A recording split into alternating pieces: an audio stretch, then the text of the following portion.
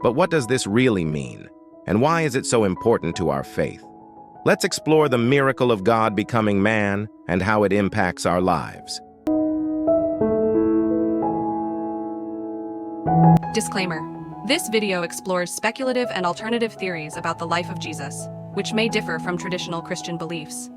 It is intended for educational and entertainment purposes only, and is not meant to offend or challenge anyone's faith. We encourage respectful and open-minded discussion. Hello, everyone. Welcome back to Walk with Christ.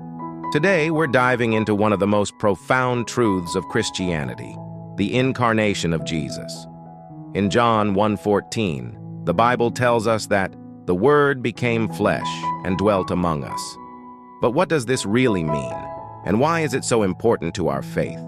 Let's explore the miracle of God becoming man and how it impacts our lives. 1. Explaining John 1:14. The Word became flesh. Let's start with the phrase, the Word became flesh. Here, the Word refers to Jesus, who is God's expression to humanity. Through him, God revealed his nature, love, and purpose for us. When John says the Word became flesh, he's saying that Jesus, fully God, took on human nature and became fully human to be with us. 2.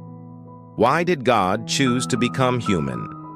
You might wonder, why would God choose to enter our world as a human? By becoming flesh, Jesus bridged the gap between God and humanity. He experienced our struggles, felt our pains, and faced temptation. This wasn't a distant God watching us from afar. It was a God who walked among us, sharing in our humanity to bring us closer to him. 3. Jesus dwelling among us. John also says that Jesus dwelt among us. In the original language, it means he pitched his tent, or tabernacled with us. Just like God's presence was with Israel in the tabernacle, now he was present among humanity in the flesh of Jesus. He came to show us God's love in action, to teach us truth, and to ultimately offer himself as a sacrifice for our sins. 4. The glory of Jesus. The verse continues with, "We have seen his glory, glory as of the only Son from the Father, full of grace and truth." John testifies to the divine glory of Jesus, who revealed both grace and truth. His life, death, and resurrection displayed God's love and truth in ways humanity had never seen before. Jesus was not only the message of God, but also the means of salvation for all who believe. Thanks for joining us on Walk with Christ as we explored John 1:14 and the incredible reality of God becoming man.